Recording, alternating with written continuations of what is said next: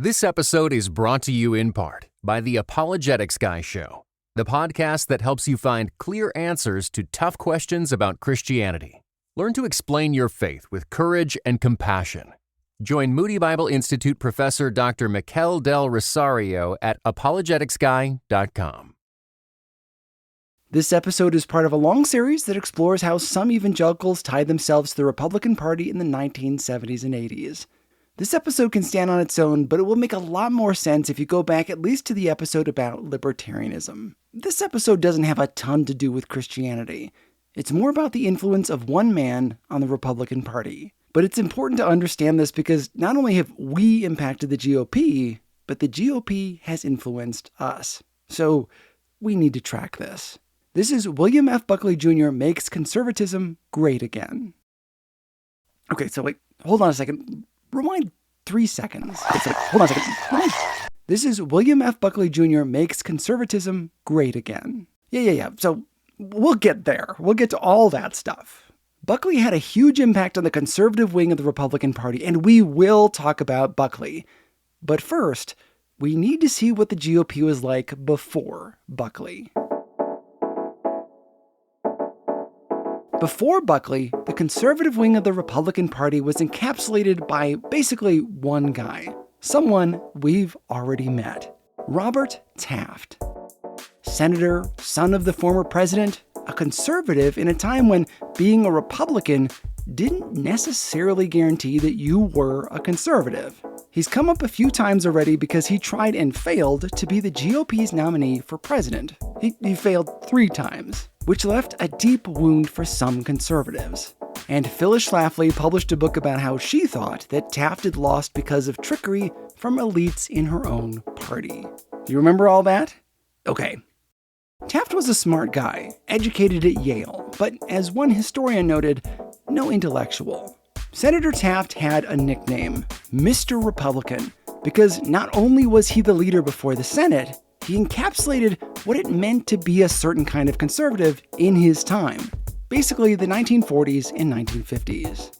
We would have maybe a hard time thinking of him as a conservative today because things have changed so much. He certainly had faith in free markets, and his default position was that markets ought to be left alone. Instead of, regulated like FDR and Congress did in the 1940s. He was vocally against the New Deal, and the public largely didn't listen, because he was up against something the historians now call the liberal consensus. We'll cover this more in the future, but a lot of stuff that Bob Taft opposed, well, most of the country was for. Social programs, the New Deal, regulation, he had an uphill battle. He was absolutely not a laissez-faire purist or a libertarian. He did believe that government regulation was necessary in certain circumstances in order to maintain healthy free markets. The voice you just heard is my guest. My name is Carl Bogus, Professor of Law Emeritus, Roger Williams University, Rhode Island. He's written several books, but the one we're discussing here is Buckley, William F. Buckley Jr. and the Rise of American Conservatism. Taft and other political conservatives were dedicated to liberty, property, and markets. But he was not a libertarian. This is an actor reading from a speech that Taft gave in Cleveland. Speaking of FDR's administration. More and more, the administration has become enamored of a policy of planned economy. He did not like central planning of the economy. You probably picked that up. Here's more. The professors in Washington are obsessed with the belief that by passing laws and issuing thousands of regulations, they can produce an automatic prosperity. For that purpose, they are prepared to cast aside every constitutional principle which the Anglo-Saxon race had established in centuries of struggle. They have scant regard for individual rights to life, liberty, and property established by the Constitution. Taft wasn't an extremist. He didn't think schools were socialistic. To him, education could be liberating because supplying it to everyone offered citizens the chance to be whatever they wanted to be. It gave you more options and thus more liberty. He believed in the separation of church and state. To the point where, as a state legislator, he opposed having Bible verses read in public schools, long before the Supreme Court ruled that illegal. He wasn't religious himself, saying that his church was Burning Tree, a golf course. Can you imagine a conservative today rallying around the separation of church and state? He also liked the idea of a minimum standard of living, and balanced budgets were key. But if that was not possible or desirable, then he believed in raising taxes in order to balance the budget. So he was not someone who, as conservatives later, no new taxes under any circumstances, read my lips. That was not Robert Taft. So yeah, we're not talking about the conservatism of the Republican Party now. Taft was somewhat flexible, not as driven by ideology as the guys that came after him. But the era of Taft ended. After three attempts at the GOP nomination, it became clear that his brand of conservatism needed to change. They had to figure out how to beat moderates in their own party. This is not Democrats versus Republicans. This is conservative Republicans against moderate Republicans. Taft against guys like Eisenhower and Vice President Nixon. To control their party, conservatives would have to back their ideologies with intellectual heft. They had to make conservatism something respected in the world of ideas. What emerged was a new public figure, a contrast to Robert Taft. A man with an untraceable accent who was both charming and devastating. An actual intellectual. He formed the most successful journal of opinion in American history, hosted a television show, became a celebrity conservative. He and his team played a major role in turning conservatism from the belief of flexible Robert Taft, who could raise taxes if necessary, to a hard ideology that mixed libertarianism, anti-communism, and religion. He'd helped turn the country against the beliefs of the New Deal and safety nets towards something new. William F. Buckley Jr. would do the unthinkable. He'd make conservatism great again. You're listening to the show that uses journalistic tools to look inside the Christian church. We press pause on the culture wars in order to explore how we got here and how we can do better. I'm Chris Staron, and this is Truce.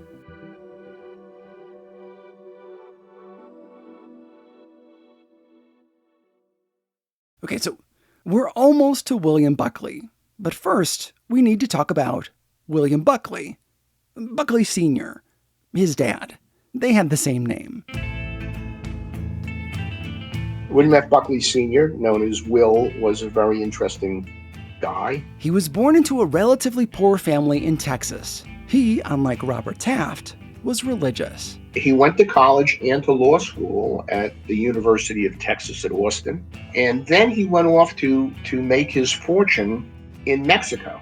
Will Buckley and one of his brothers went off. They opened a law firm, and they wound up representing some large American companies. But Will Buckley got bored, and he started to become an investor in his own account and started to invest in oil. Buckley's time in Mexico is critical to who his son would be. It became a founding myth for the family. Around the dawn of the 20th century, 90% of factories in Mexico were owned by foreigners. So were 75% of mines. The Mexican government was very favorably disposed to American and other foreign corporations coming in, building factories, extracting oil and other natural resources, and cutting the government in. Buckley Sr. made a lot of money. He built a life for himself in Mexico. Then, in 1910, the Mexican Revolution began. People who were not within the government looked at the government as corrupt. There were the uneasy connections between the Catholic Church and the government, bribes to newspapers for favorable coverage, arresting political enemies, and a system of payoffs that allowed foreign corporations to extract natural resources. Tragically, the country was in full-scale civil war for quite a long time. Will Buckley was there, part of what pushed the country into revolution in the first place. In this world of bribes and foreign businesses. Let's go back to what we learned about John Locke a few episodes ago. What was one of his principles? In summary, the institution of property, even though it produces inequalities, is good for everyone. On one side, you've got Will Buckley. A libertarian, he prized property and contracts. In his view, he should be allowed to stay because the Mexican government granted him the right to be there. On the other side, you've got the people of Mexico. They were sick of foreigners taking the natural resources and corrupting their government with graft. Who owns the land in a revolution? Who owns the oil? Is it foreign investors like Will Buckley or the people of Mexico? Large American corporations put pressure on President Woodrow Wilson to do something to protect their interests south of the border, literally to send in the U.S. military. Wilson wisely declined. Buckley was eventually expelled for supporting a counter-revolutionary group, but he'd already made a fortune in Mexico. What's all this got to do with conservatism? Good question. The story of Will Buckley Sr. set up the family myth, the ideas that were passed down from generation to generation. For one, the libertarian love of property and contracts, even if they were achieved by illicit means like bribes. Second, it gives us a look inside Buckley's kind of conservatism, one that was both decidedly undemocratic and which carried an ugly strain of racism. Testifying before Congress in 1919, Buckley Sr. said that he thought that the Mexican people were incapable of self-government because of their poverty and illiteracy. The country, in his mind, should be led by a well-bred aristocracy. So yeah, icky. These ideas transferred to his son. Buckley Sr. had lots of money and was back in the United States, not by his own will, and he married well. They buy an estate in Sharon, Connecticut, and they raise a family of 10 children. The estate was called Great Elm and located in an extremely wealthy community. Horses, large yards, it had 5 pianos and an organ. Buckley Sr. didn't like private schools because he thought that they taught the social gospel. So he, for the most part, had his children schooled at home by tutors, learning all the typical skills of the upper crust. Music, ballroom dancing, horseback riding, sailing. The kids all reported that they had an idyllic childhood. The parents subscribed to an American First policy, wanting to stay out of World War II and opposing, can you guess it? The New Deal, which they thought was socialistic. Now, if you know anything about Bill Buckley Jr., the son and the subject of this episode, you know that he has an odd upper crust way of speaking. Take a listen. Mr. Jack Kerouac over here became famous when his book On the Road was published. It seemed to be preaching a life of disengagement, making a virtue out of restlessness. Based just on his accent, where would you say he's from? Well, he was raised by an American father who lived for a time in Mexico, a mother from the South, and they, as a family, lived for a while in France and Mexico. French, Spanish, and English were all spoken at home. To top it off, he spent a year in an English boarding school, making his accent hard to place. The boys in the family did their advanced studies at Yale, the same school where Robert Taft went decades earlier. And this is where things took off for Bill Buckley Jr. From now on, we're talking about the son. He had 2 major activities there, and one was debate. He and L. Brent Bozell, who was also well known in the conservative movement, and ultimately Bozell married Buckley's sisters and became his brother-in-law. And they made a formidable debating team, and they defeated other debaters at Yale, and they defeated other debate teams from other colleges. He debated with a sharp, aggressive style that would have felt mean-spirited if it wasn't laced with humor and charm. The second major activity for Bill was the Yale Daily News. In the end of the sophomore year, he was elected chairman, other papers call that editor-in-chief. One of the jobs of the chairman was to write editorials. Most of the editorials preceding him concerned campus life. Dances, events, sports, fraternities, that kind of thing. But that was not what Buckley did. He changed that, and his editorials addressed national affairs, current events. They did so from a conservative point of view at a time when liberalism was dominant, even almost universal.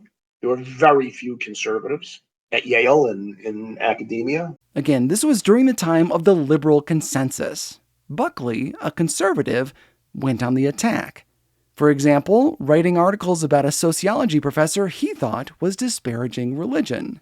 Buckley was not against teachers indoctrinating students. Actually, he wanted them to indoctrinate students, but in favor of God, patriotism, and laissez-faire economics. Stuff his dad lived out in Mexico.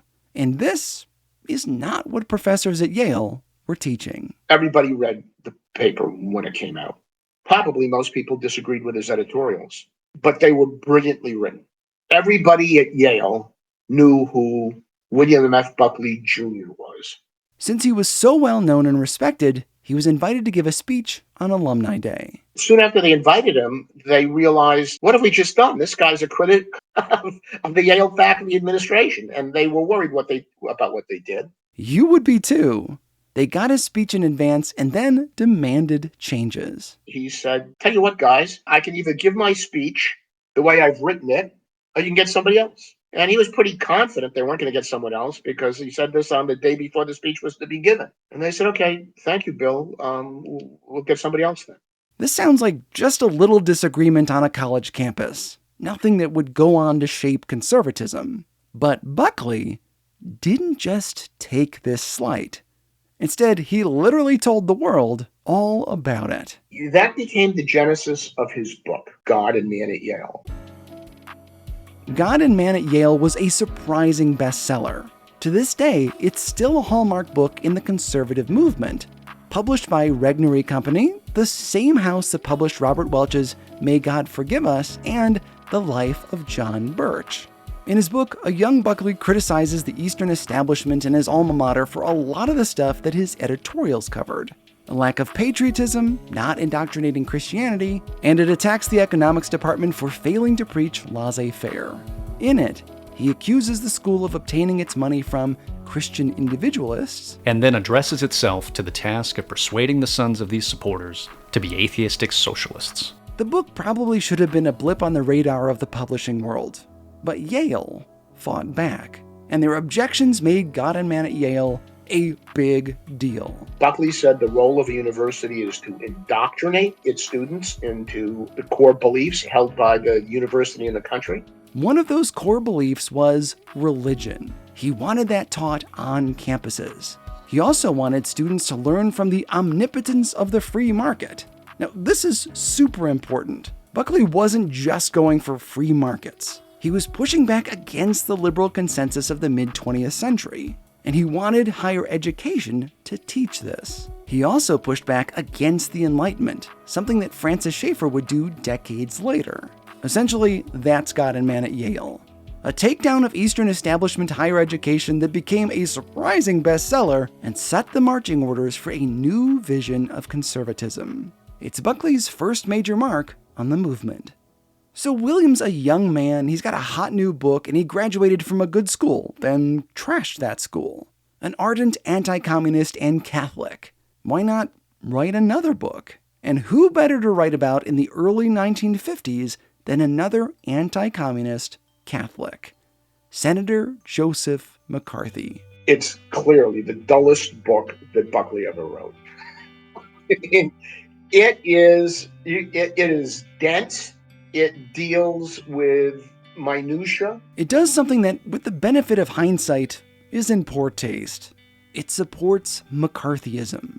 You may remember from my bonus episode at the end of Season 5 that Senator Joseph McCarthy went on a witch hunt through the federal government looking for communists, armed with few facts and lots of media attention, ruining lives for political gain. Buckley and Bozell, his old debating partner, came out in support of those terrible actions. They shy away from defending McCarthy the man, but they defend McCarthyism. And they say, whatever his failings, there's a lot of communist subversion, there are a lot of communists in government, and McCarthy was doing the right thing by bringing attention to it. McCarthy and his enemies did poorly, in part because it dropped in an inopportune time. The same month as Edward R. Murrow's exposés that showed McCarthy for the demagogue that he was. A lot of young men who hitched their wagon to a demagogue and wrote a flop book might stop where they were. put off writing for a while, go to Burning Man. Buckley didn't stop. He was on a mission to redefine conservatism, to move it from the old ways of Bob Taft to something more aggressive, to bring it legitimacy and fight the liberal consensus. I'll continue the story after these messages. But while you wait, why not subscribe to the show instead of just listening a la carte? It means you get every new episode as it's released, and it helps me have more consistent numbers. So go ahead and hit the subscribe button, and God willing, we'll be back in just a few moments.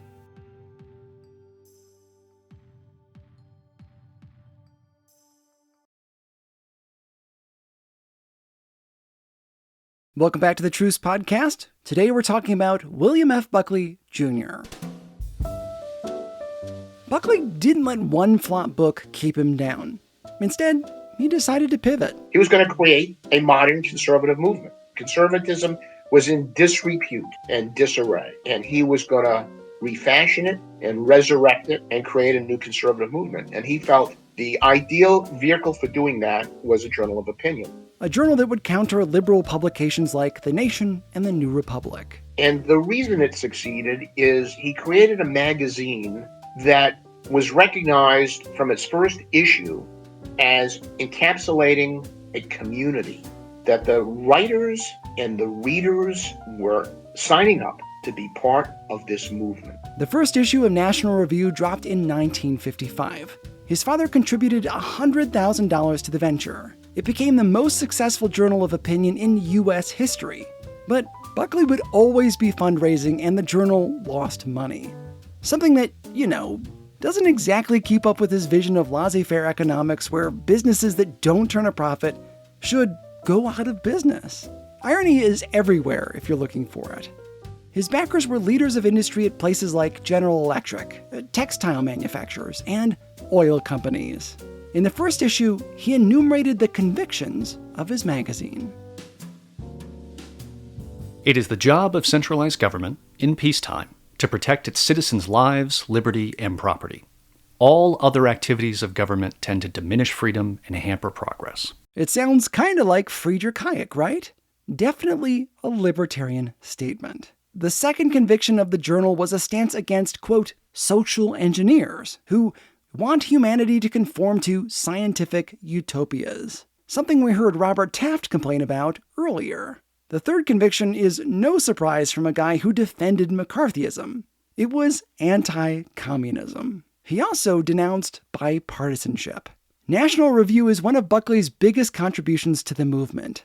The magazine became the it publication for conservatism. It also made conservatism respectable, something with an intellectual ideology. One that, in Buckley's opinion, could not be separated from religion. As Carl wrote in his book, we do know that William F. Buckley Jr. believed that an atheist could not be a conservative. For Buckley, nothing was more important than his religious faith.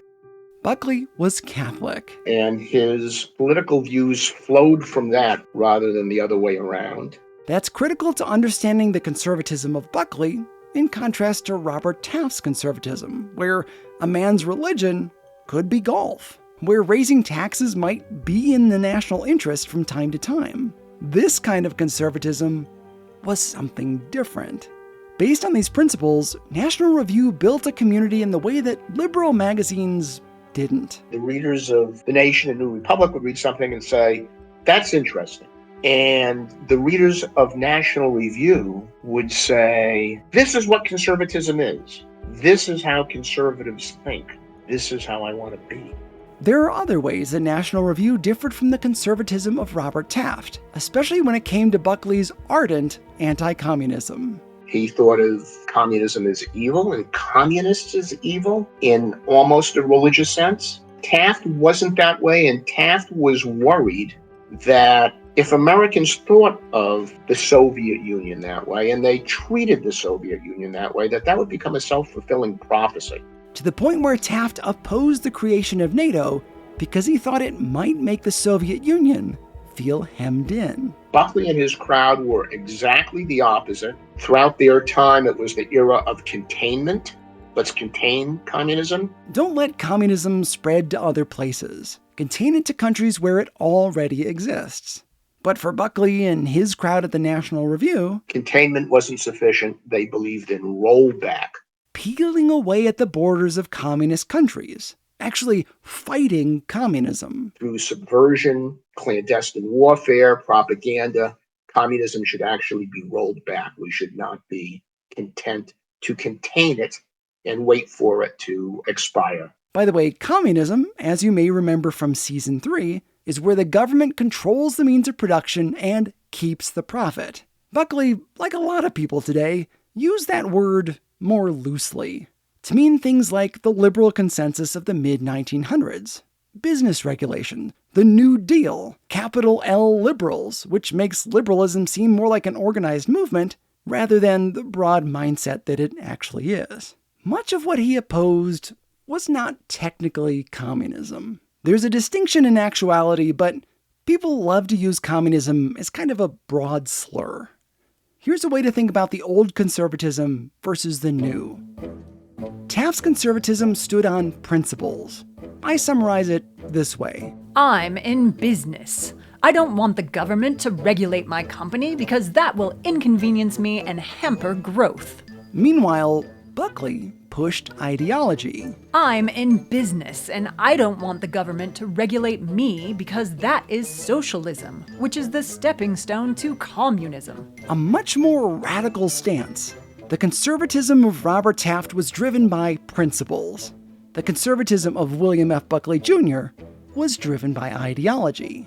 According to Carl, National Review gave conservatives a sense of belonging. By doing so, it shaped American conservatism. That's not to say that Buckley staffed it with yes men. They weren't all libertarians, and they weren't all even Christians. There were differences of opinion among the writers. It was more a coalition of three different groups. And the first group is libertarians. Again, libertarianism comes in a lot of different flavors. For more information on that, go back a few episodes.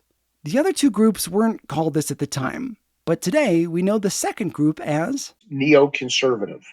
So neoconservatives believe the world is a very hard place. Domestically, don't coddle people.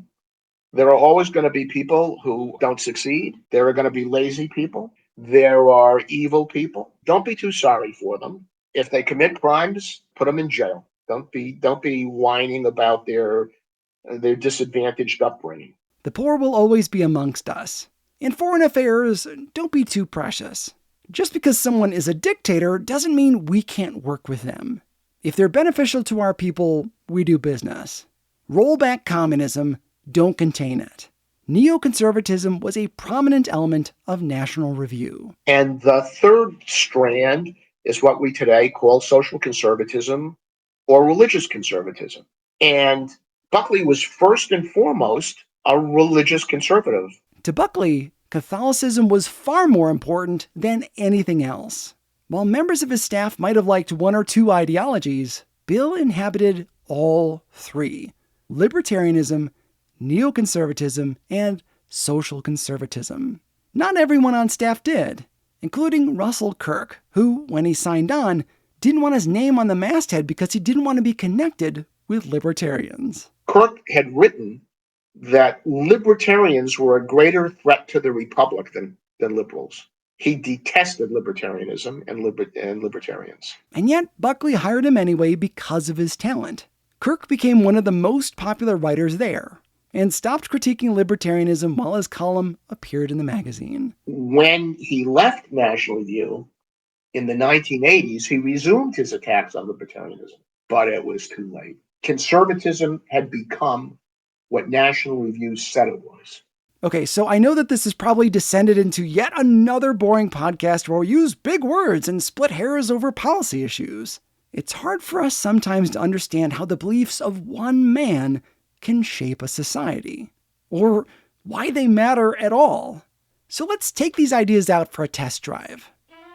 Okay, let's pretend that you've got this idea that the federal government should be small. I don't want the government regulating my business. If people don't want poison in their water, they can drink milk.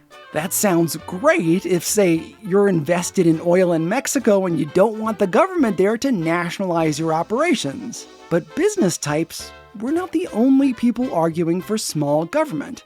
So was the American South.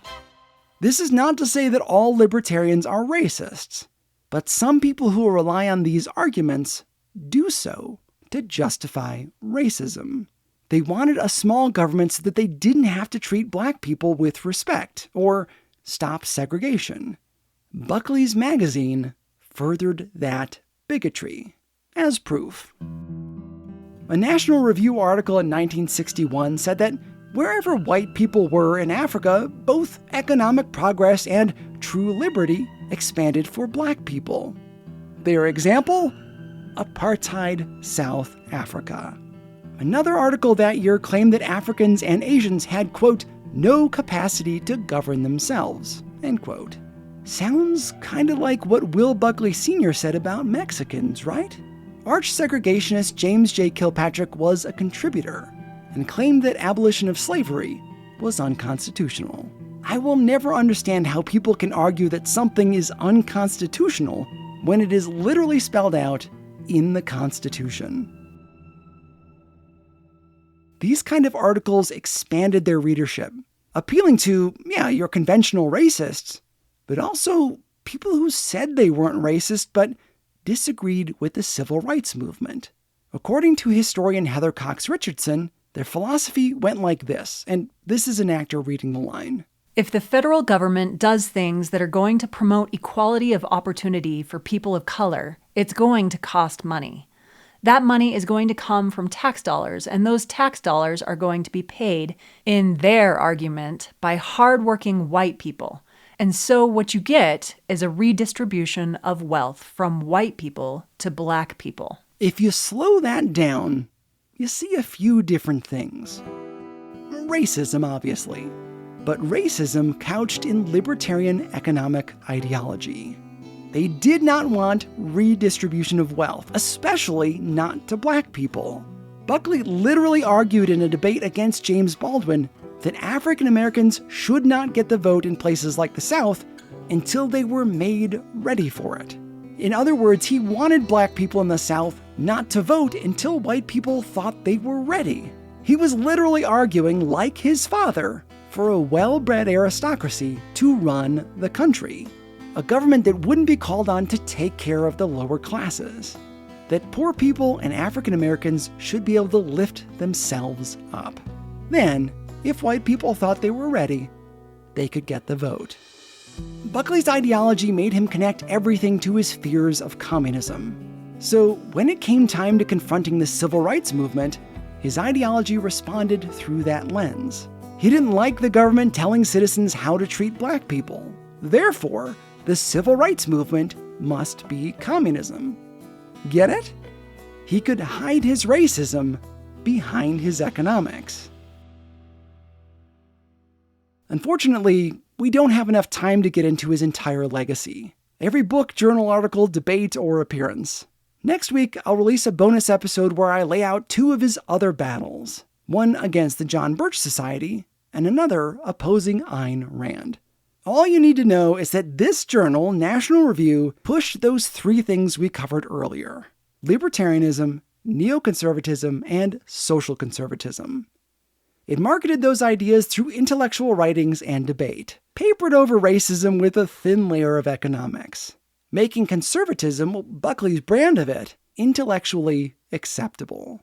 But there was also his TV show, Firing Line. That's right, Buckley had a TV show for a long time. It launched in 1966 and ran for 34 seasons with him as the host.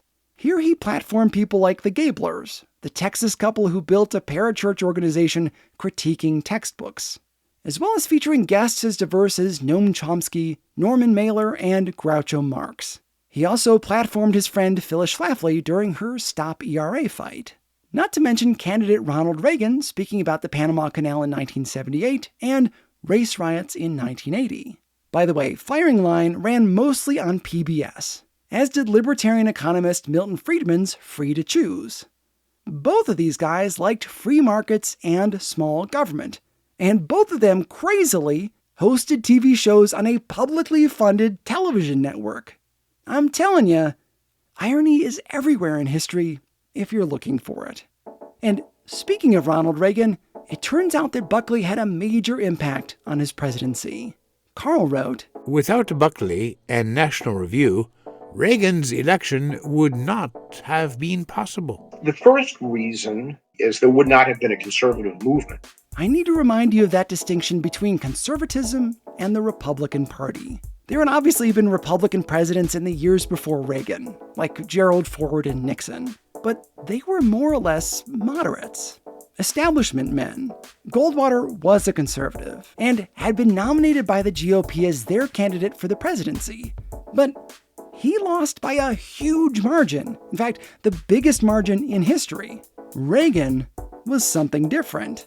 A truly conservative Republican who could win. When Reagan runs for president in 1980, there has been a conservative movement that has become increasingly successful, and there are a lot of people who consider themselves conservatives, and it's a respectable point of view. In no small part because of National Review and Buckley. Then there was the fact that Reagan was a conservative at all. Buckley and National Review were responsible in significant part for converting Ronald Reagan from a New Deal FDR fan Democrat into a conservative. Before he was president or governor of California, he was an actor. But that had kind of stalled. He was recruited by General Electric to be the host of their show called General Electric Theater. As part of that, he represented GE across the country in their factories and at public events. But he was afraid of flying. And he had written in his contract with GE that he didn't have to fly to these facilities in 40 states. He could go by train. And that left him a lot of time for reading. Meanwhile, his boss at General Electric was a guy named Leland Bulwer. He was the vice president of General Electric. He assigned him a reading list of conservative authors to read, and some of it was Buckley, and some of it was National Review. He was kind of expected to read National Review. And Reagan gives National Review a lot of the credit for his conversion to conservatism. Reagan actually spoke at the 30th anniversary of National Review, and has since become basically a figurehead of the conservative movement, in part thanks to Bill Buckley and his Journal of Opinion. He not only platformed conservatives of his era in print and television, he managed to turn a New Deal Democrat into one of the most iconic conservative presidents in American history. That's just one piece of the lasting legacy of William F. Buckley. I'm just going to interrupt the show for a second. It's tempting to say that National Review was the thing that swung Reagan to the right. It was a thing, not the thing. We'll get more into the reasons that he swung to the right in the future, but it was a part of it. It just wasn't the whole thing. Okay, back to the episode.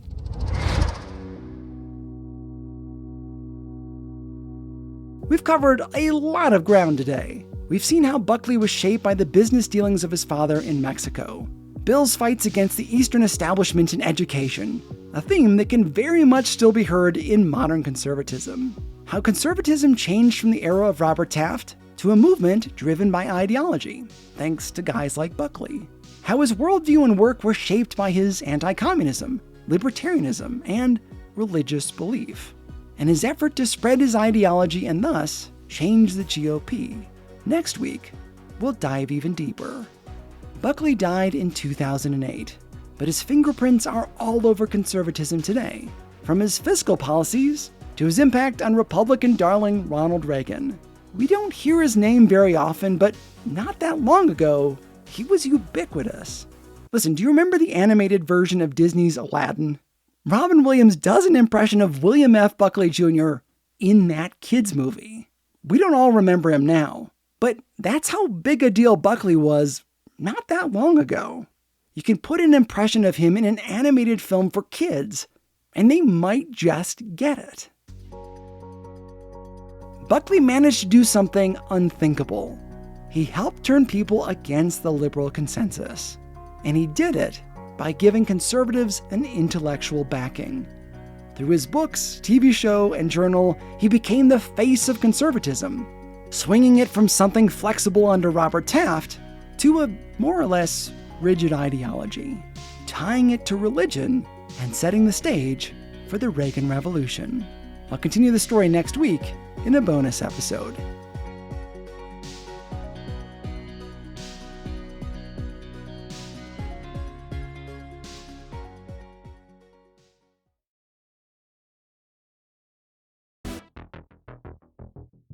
Special thanks to Carl T. Bogus. His book is Buckley, William F. Buckley Jr. and the Rise of American Conservatism. I'm also indebted to other historians who led me in this direction, including Heather Cox Richardson and Rick Perlstein. I'm also grateful for Robert Caro's excellent book, Master of the Senate, for its insight on Robert Taft. A complete list of sources is in your show notes and on the website, along with discussion questions if you want to go over this with your friends and family. Truce is listener-supported. Really. This is basically a one-man operation run on a tight budget. If you like what you're hearing and want to hear more, give a little each month at trucepodcast.com/donate. $10 a month goes a long way. Special thanks to everyone who loaned me their voices for this episode, including Bob Stevenson, Chris Sloan, Jackie Hart, and Josh Griffith. Please take a few seconds to tell your friends and family that you enjoy this show. Make a posting on social media, tell your small group, send somebody a text. It really helps people find the show. Truce is a production of Truce Media, LLC. And God willing, we'll talk again soon. Truce is a production of Truce Media, LLC. I'm Chris Staron, and this is Truce.